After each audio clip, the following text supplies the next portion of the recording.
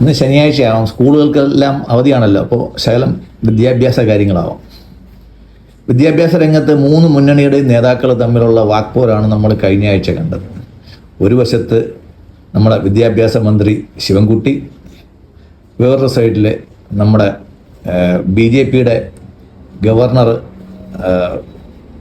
അർലേക്കർ, വേറൊരിടത്ത് കോൺഗ്രസിൻ്റെ മുൻ മന്ത്രി ശ്രീ രമേശ് ചെന്നിത്തല. തീർന്നില്ല, നമ്മുടെ സംസ്ഥാനത്തെ പ്രമുഖ ദിവ്യൻ്റെ റിമാർക്കും കൂടെ ഉണ്ട് യൂണിവേഴ്സിറ്റി ഗ്രാൻഡ് കമ്മീഷനെ പറ്റി. ആദ്യം നമുക്ക് അതിനകത്തോട്ടൊന്ന് കണ്ണ ഓടിക്കാം ഇവരെന്തൊക്കെയാണ് പറഞ്ഞതെന്ന്. ആദ്യം പറയുന്നത് നമ്മുടെ ഗവർണറാണ് പറയുന്നത്. ഗവർണർ പറയുന്നു നമ്മുടെ സംസ്ഥാനത്ത് സാക്ഷരതയുണ്ട്, വിദ്യാഭ്യാസം ഇല്ല.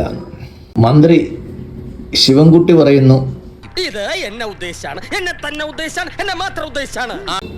അടുത്ത് വീണ്ടും വിദ്യാഭ്യാസ മന്ത്രി പറയുന്നു ട്യൂഷൻ സെൻ്ററുകളുടെ എണ്ണം കുറയ്ക്കും, അല്ലെങ്കിൽ ഈ അക്ഷരമാല പഠിപ്പിക്കുന്നവരുടെ അടുത്ത് പണ്ടേ സഖാക്കൾക്ക് വിരോധമാണ്.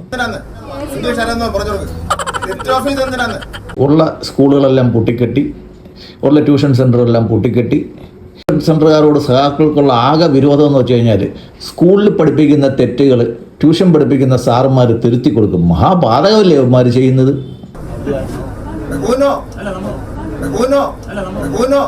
മെക്കാളയുടെ വിദ്യാഭ്യാസ സമ്പ്രദായം അടിമകളെ സൃഷ്ടിക്കും. ഇത് എന്നെ ഉദ്ദേശാണ്, എന്നെ തന്നെ ഉദ്ദേശാണ്, എന്നെ മാത്രം ഉദ്ദേശാണ്. ഞാനൊരു അടിമക്കമ്മിയൊന്നുമല്ല.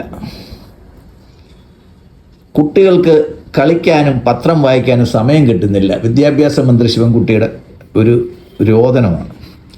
കളിച്ചും പത്രം വായിച്ചും കൊടി പിടിച്ച് നടന്നിട്ട് നാട്ടാരെ കൊണ്ട് ഇല്ലാത്തതൊക്കെ പറയിപ്പിക്കുന്നത്. മുഴുവൻ വിദ്യാർത്ഥികൾക്കും A+ ലഭിച്ച വിദ്യാർത്ഥികളുടെ എണ്ണം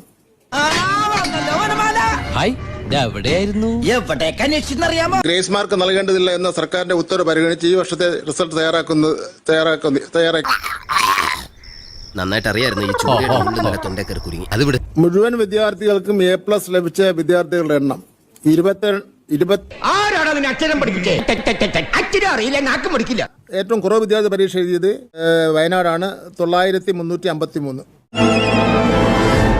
9353. അച്ഛന്റെ അകന്ന ബന്ധുവാണെങ്കിലും ആൾക്ക് തീരെ വിദ്യാഭ്യാസം വിവരമൊന്നും ഇല്ലേ, വിഡ്ഢിത്തിരെ പറയുള്ളൂ. വിദ്യാർത്ഥി പരീക്ഷ എഴുതിയത് വയനാടാണ്. 9353. എത്ര? 9353. വീണ്ടും വിദ്യാഭ്യാസ മന്ത്രിക്ക് ഒരു വിഷമമുണ്ട്. രക്ഷിതാക്കൾക്ക് ട്യൂഷന് വിട്ടേ പറ്റൂ കുട്ടികളെ. ഈ പിള്ളേർ പഠിച്ച് രക്ഷപ്പെട്ടാൽ പിന്നെ ആര് കൊടി പിടിക്കുമെന്ന് ഇവർ വിചാരിച്ചിരിക്കുന്നേ? എൻട്രൻസ് കോച്ചിങ് സ്ഥാപനങ്ങൾ ലക്ഷങ്ങളാണ് ഫീസ് വാങ്ങുന്നതെന്നാണ് മന്ത്രിയുടെ പിന്നെ ഒരു ആരോപണം. അത് ശരിയാണ്. പക്ഷേ ഈ സർക്കാർ സ്കൂളുകളിൽ ഈ എൻട്രൻസ് കോച്ചിങ് തുടങ്ങാൻ കഴിവുള്ള വാദ്യാന്മാരെ ഇല്ലാത്തത് ആരുടെ കുഴപ്പമാണ് സഖാവേ? കുട്ടികളുടെ കോച്ചിങ്ങിന് വേണ്ടി രക്ഷിതാക്കൾ സെൻ്ററുകൾക്കടുത്ത് വീട് വാടകയ്ക്കെടുത്ത് താമസിക്കുന്നു. വലിയ കുറ്റമാണ്. എന്നാൽ സെക്രട്ടേറിയറ്റിൻ്റെ അടുത്ത് ഭരിച്ചു മുടിക്കാൻ വേണ്ടിയിട്ട് ഗവൺമെൻറ് കെട്ടിടങ്ങൾ കോടിക്കണക്കിന് രൂപയിൽ സ്വിമ്മിംഗ് പൂള് വരെ സ്ഥാപിച്ച് ഭരിച്ചു മുടിക്കുന്നത് ഇതിനകത്ത് ഒരു കുഴപ്പമില്ല. അതും വാടക കൊടുക്കാതെ. ഈ രക്ഷകർത്താക്കൾ ഒന്നുമില്ലെങ്കിൽ വാടക കൊടുത്തിട്ടാണ് താമസിക്കുന്നത്. അത് പോട്ടെ. പഠിക്കുന്ന കുട്ടികൾക്ക് എൻട്രൻസ് കോച്ചിങ്ങിൻ്റെ ആവശ്യമില്ല.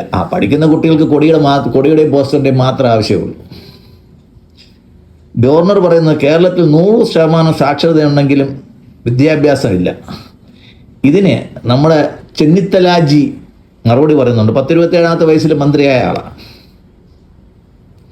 മോനെ പൊതുവിദ്യാഭ്യാസത്തിൽ പഠിപ്പിച്ച് IAS എടുത്തിരുന്നെങ്കിൽ ഇദ്ദേഹം പറഞ്ഞതിനെ നമുക്ക് അംഗീകരിക്കാമായിരുന്നു.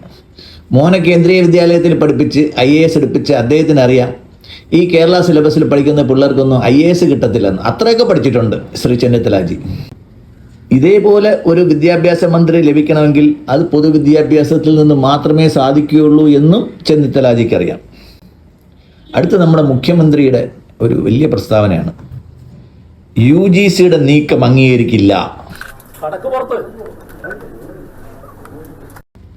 എൻ്റെ പൊന്നു മുഖ്യമന്ത്രി, യൂണിവേഴ്സിറ്റി ഗ്രാൻഡ്സ് കമ്മീഷൻ്റെ ഫുൾ ഫോം അറിയാമായിരുന്നെങ്കിൽ അങ്ങ് ഇത് പറയില്ലായിരുന്നു. യൂണിവേഴ്സിറ്റി ഗ്രാൻഡ്സ് കമ്മീഷൻ എന്ന വാക്കിൻ്റെ അർത്ഥം യൂണിവേഴ്സിറ്റിക്ക് ഗ്രാൻഡ് കൊടുക്കുന്ന കമ്മീഷൻ എന്നാണ്. അപ്പോൾ ഗ്രാൻഡ് വേണ്ടാന്ന് പറഞ്ഞിരുന്നെങ്കിൽ ഏറ്റവും ഉചിതമായ നമ്മുടെ കേരളത്തിലെ എല്ലാ സർവകലാശാലയും നാളെ വൈകുന്നേരം അടച്ചുപൂട്ടിയേനെ.